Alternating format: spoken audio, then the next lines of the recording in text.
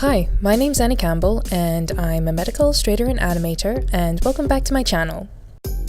So today's tutorial is a continuation of Kencho comment about how I draw certain tissues like fat, muscle, and connective tissue. And if you missed how I draw muscle, then you can check it out in the link here, and I'll also add the link in the description below. Anyway, so in today's tutorial, I wanted to share with you my process on how I render out fat. Woohoo! But before we get started, let's take a quick anatomy recap and look at what fat is made of. Our fat cells, or adipocytes, are round cells with very little cytoplasm, a nucleus, and few mitochondria. Now, most of the space is filled up with large droplets of fat, which gives our fat this yellow color. So our body's fat are made up of lots of fat cells closely packed together. And it's useful to also remember that our fat cells are alive, and they are supplied by lots of tiny little blood vessels, or capillaries. Now this is what gives fat some reddish hues to its structure. So enough with the anatomy lesson, let's jump in and I'll show you how I quickly render out fat in my medical illustrations. Now when I first started out illustrating, I would draw out each individual fat globule and then render them out each. And I would spend too much time illustrating it, making it look glossy and specular, when really I should be focusing on other parts of the illustration.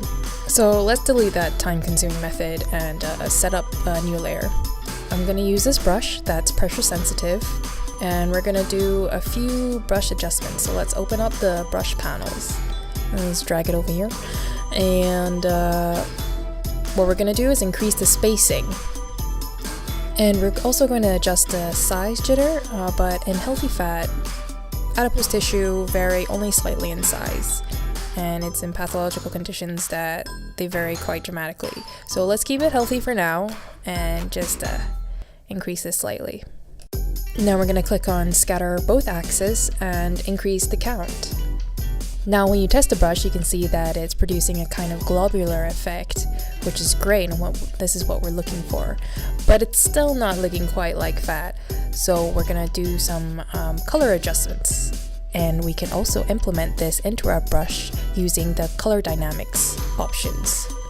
Now I'm just gonna click the color dynamics option to activate it, and I don't need to do any adjustments so far there.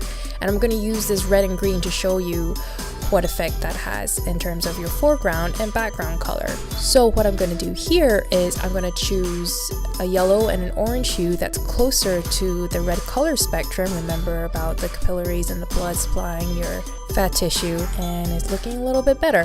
So that's all I'm going to do for this fat brush. You can save it if you want to as a new brush preset. Highly recommend if you do a lot of these kind of illustrations. Now let's get started with rendering out some fat.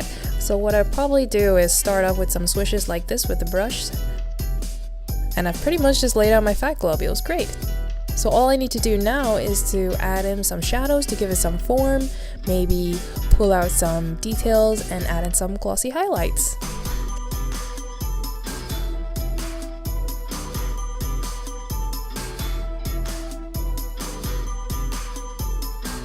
So here what I'm doing is just adding in some dark crevices of where the cells touch. I'm not doing it everywhere because I don't want it to be overly detailed in this fat illustration.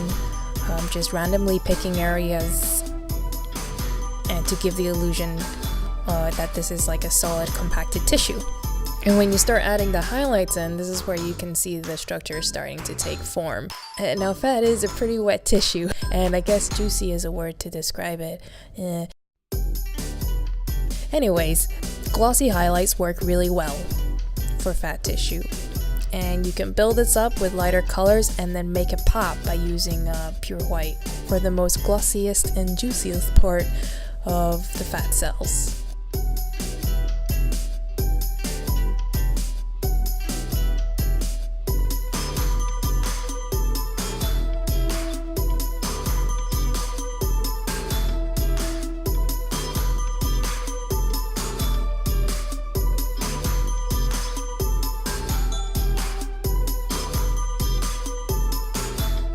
So this example I'm rendering right now is probably a good example of like a really detailed fat illustration. You want to grab the viewer's attention, you want the viewer to focus on the adipose tissue that you're portraying here.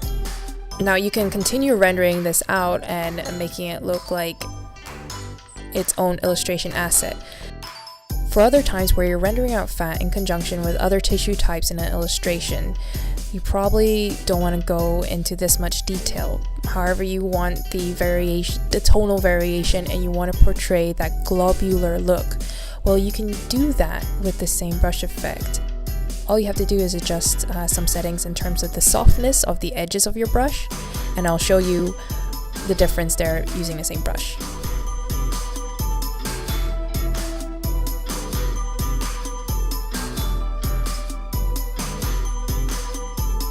For a fat like this in these larger illustrations with varying tissue types, I would go in and probably not do as much details or specular highlights in that.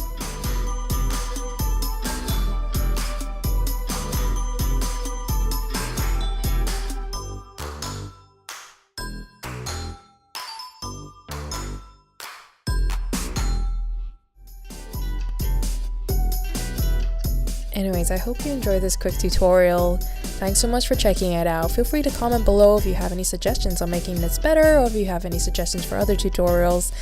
And thanks for watching, you guys.